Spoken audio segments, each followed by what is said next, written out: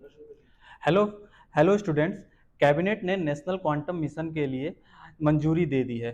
अब हम लोग देखेंगे कि कैबिनेट ने इसके लिए इससे कैबिनेट ने क्वांटम मिशन को लेकर के क्या क्या आगे की तरफ फ्यूचर को लेकर के क्या क्या बताया है, इसके बारे में हम लोग देखेंगे। ठीक है, तो हमारे पास जो नेक्स्ट चीज है, नेक्स्ट हमारे पास जो आर्टिकल आया था उसमें ये था कि 1000 क्यूबिट सुपर कंप्यूटर जो कि आईटी सेक्टर को क्या कर रहा है, बूस्ट कर रहा है। ठीक है, तो इसके लिए नेशनल क्वांटम मिशन को ग्रीन लाइट दे दी गई है, किसके थ्रू? कैबिनेट के थ्रू। ठीक है, तो हम लोग देखेंगे कि कैबिनेट ने क्या क्या मंजूरी दी है और इस क्वांटम मिशन से हमको क्या क्या चीजें मिलने वाली हैं। ठीक है, तो हम लोग देखते हैं।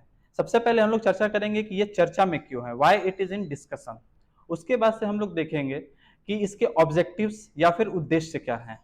ठीक है, फिर इस चूंकि हमको ये पता है कि ये अभी शुरुआती फेज में है और ये फ्यूचर की क्या है, टेक्नोलॉजी है। ठीक है, तो इससे बनने वाले जो भी हमारे पास कंप्यूटर्स होंगे वो क्या होंगे, क्वांटम कंप्यूटर्स होंगे। फिर इसका आगे चल करके टारगेट क्या होने वाला है, फिर इसके यूजेस क्या होने वाले हैं, फिर हम लोग के देखेंगे कि इसके स्ट्रेटेजिक एडवांटेज क्या होने वाले हैं और इंडिया क्वांटम मिशन क्या होने वाला है। ठीक है, तो सबसे पहले हम लोग देखते हैं कि क्या इसके ये चर्चा में क्यों है। तो जैसा कि हमने अभी बताया कि यूनियन कैबिनेट ने नेशनल क्वांटम मिशन को क्या किया है, अप्रूव किया हुआ है। ठीक है, और इसके लिए कुछ कॉस्ट, कुछ 6003 के करोड़ का क्या किया, कॉस्ट अलॉट किया गया है। ठीक है, इससे क्या होने वाला है कि जो भी हमारे रिसर्च और डेवलपमेंट में क्वांटम टेक्नोलॉजी की क्या हेल्प होने वाली है, इससे हमको आगे चल करके फायदा मिलने वाला है। ठीक है, और शुरुआती चरणों में ये पहले हम लोग क्वांटम हमारा जो मिशन है वो 8 सालों के लिए रखा गया है। जैसे 2023 से लेकर के 2000 2023-24 से लेकर के 2030-31 तक क्या किया गया कि पहले 8 सालों के लिए इसको ट्रायल बेसिस पर रखा गया है। ठीक है, तो ट्रायल बेसिस पर रखने का मतलब है कि हम लोग शुरुआती में हम लोग ये देखेंगे कि इससे क्या क्या फायदे होने वाले हैं, किस किस क्षेत्र में हमको क्या मिलने वाला है, इससे क्या क्या स्ट्रेटेजी मिलने वाली है, इसके क्या क्या हमको उद्देश्य हैं। ठीक है, तो ये सारी चीजें हम लोग देखेंगे इस 8 सालों में शुरुआती दौर पे। ओके, तो इसके सबसे पहले देखते हैं कि इसके ऑब्जेक्टिव्स क्या हैं, इसके उद्देश्य क्या है क्वांटम टेक्नोलॉजी के। तो हमारे जो science and technology minister Jitendra Singh ने, उन्होंने सबसे पहला इसका उद्देश्य ये बताया कि जो हमारा ये क्वांटम टेक्नोलॉजी है इससे हमारे वैज्ञानिक और इंडस्ट्रियल जो भी रिसर्च और डेवलपमेंट होने वाले हैं उससे क्या मिलेगा, हमारे हमको फायदा मिलने वाला है। ठीक है, साथ साथ to create a vibrant and innovative ecosystem, एक क्या होगा कि क्वांटम टेक्नोलॉजी से एक इकोसिस्टम क्रिएट होगा जो कि क्या होगा, इनोवेटिव होगा, जो कि इंडिया को बूस्ट करेगा, हर सिस्टम में क्या करेगा, बूस्ट करेगा। उसके साथ साथ क्वांटम टेक्नोलॉजी से और भी उद्देश्य क्या हो सकते हैं, जैसा उद्देश्य हो सकता है कि इकोनॉमिक ग्रोथ। ठीक है, इकोनॉमिक ग्रोथ इसका सबसे एक महत्वपूर्ण पहलू होने वाला होगा।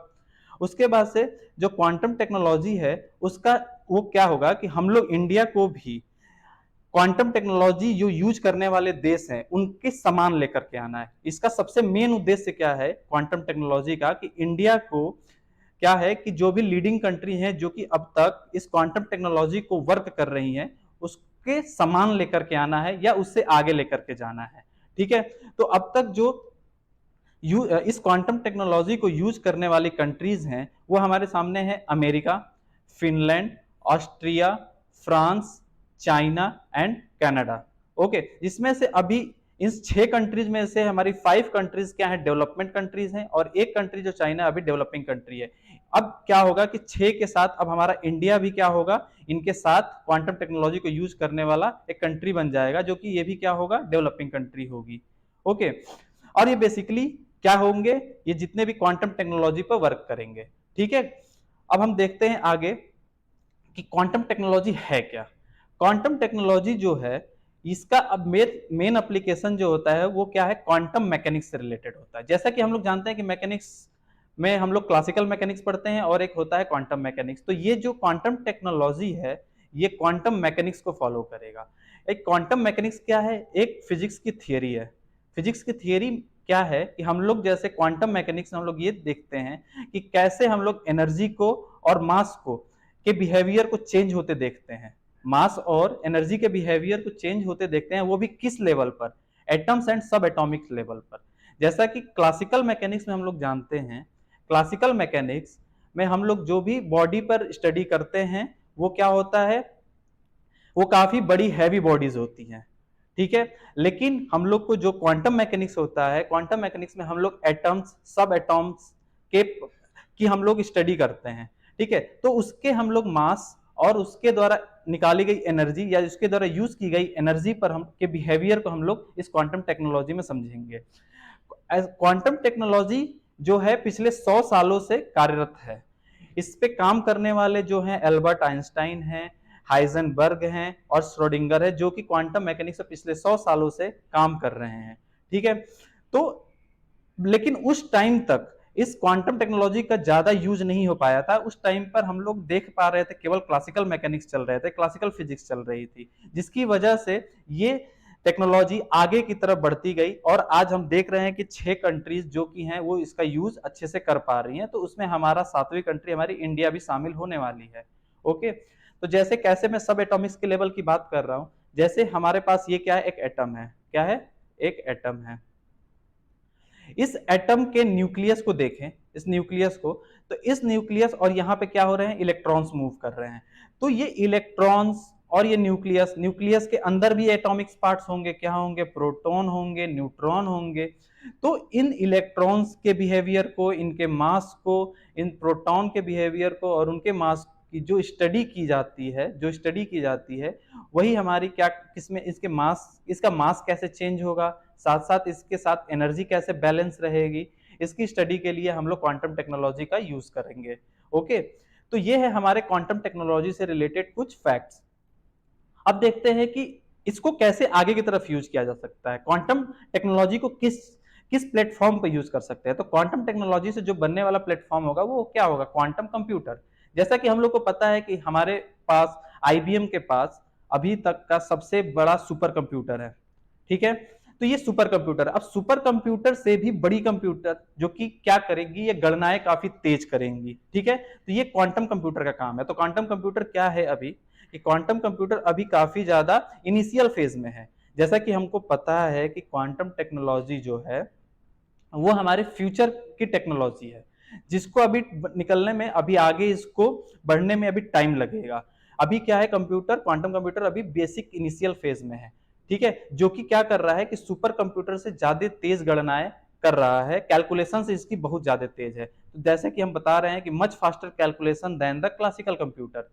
अब क्या हो रहा है कि क्वांटम कंप्यूटिंग के पोटेंशियल, मतलब इसकी क्षमता कितनी है, इसको समझने के लिए हम लोग एग्जांपल देख सकते हैं कि जैसा अगर हमको नॉर्मल सुपर हमारे पास जो क्लासिकल कंप्यूटर्स हैं उनसे अगर पूछा जाए कि फोन बुक में एक लिस्ट, एक नाम सर्च करना है, तो हमारा क्लासिकल कंप्यूटर क्या करेगा, वो एक एक पेज पर जाएगा, फिर उसको क्या करेगा, सर्च करेगा। तो ये एक तरीके से टाइम कंज्यूमिंग प्रोसेस होता है, ठीक है।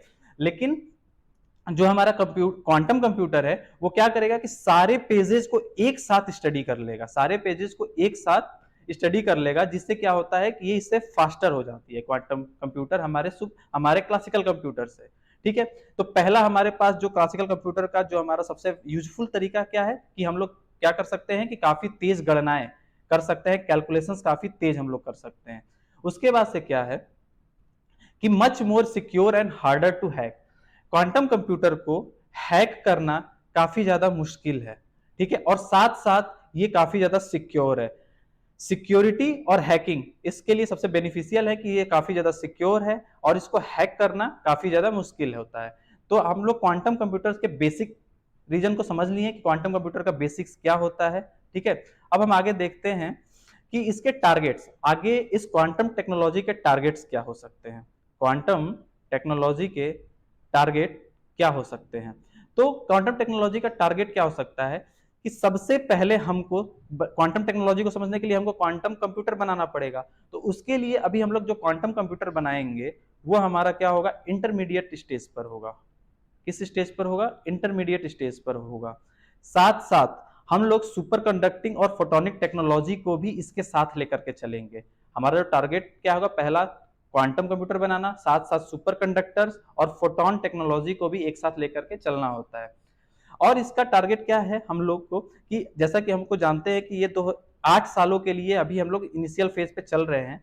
तो हम लोग इसका डेवलपमेंट करेंगे 50 से 1000 फिजिकल क्यूबिट्स में, ठीक है।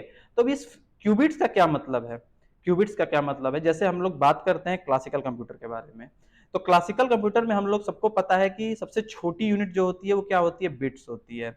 बिट्स जैसे हमको पता है कि कोई भी कंप्यूटर अपनी सारी सूचनाएं 0 या 1 के बाइनरी कोड में क्या करता है, स्टोर करके रखता है, ठीक है। और इससे अगर कोई और बड़ी सूचना होती है तो उसको हम लोग किलो बाइट्स में स्टोर करके रखते हैं, उसके बाद से मेगाबाइट में, या फिर उसके ऊपर टेराबाइट में, ठीक है।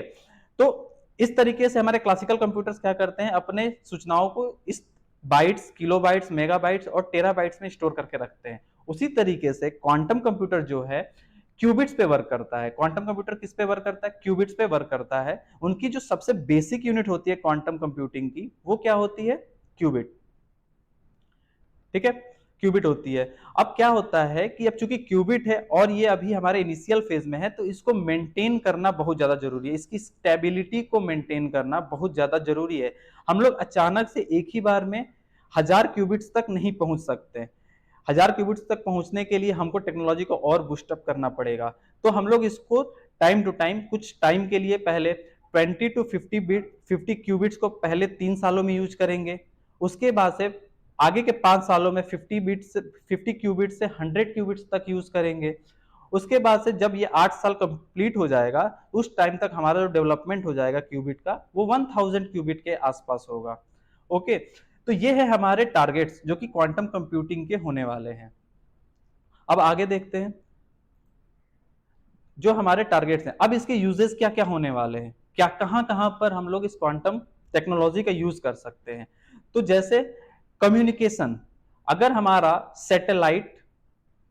और सैटेलाइट्स और ग्राउंड्स के स्टेशनों के बीच में अगर कम्युनिकेशन करना होगा, तो ये सबसे सेफेस्ट तरीका होगा, सबसे सिक्योर तरीका होगा क्वांटम टेक्नोलॉजी। दूसरा, अगर हम लोग देखें कि दो कंट्रीज एक दूसरे में डिफेंस को लेकर के कुछ बातें कर रही हैं, उनके बीच में कुछ कम्युनिकेशंस चल रहे हैं, दो कंट्रीज के डिफेंस के बीच में कुछ कम्युनिकेशंस चल रहे हैं, तो वो क्या होंगे, सिक्योर होंगे। तीसरा, अगर हम लोग जो हमारे न्यूक्लियर सिस्टम है उनकी टाइमिंग और उनके कम्युनिकेशन और उनके नेविगेशन को क्या करना, एकदम प्रिसाइज बताना, उसमें किसी भी तरीके की कोई भी एरर, मतलब कुल मिलाकर के ये एरर फ्री टाइमिंग, कम्युनिकेशंस और नेविगेशन को सपोर्ट करेगा, ठीक है। तो ये है हमारे क्वांटम टेक्नोलॉजी के यूजेस। साथ साथ ये हमारे जो भी हमारे क्वांटम डिवाइसेज आगे फ्यूचर में बनेंगे, उनको बनाने में ये क्या करेगा, हेल्प करेगा। जो भी क्वांटम डिवाइसेज बनेंगे, ये टेक्नोलॉजी क्या करेगी, उसको बनाने में हमको यूज करेगी। तो ये सब हमारे क्या हो गए, क्वांटम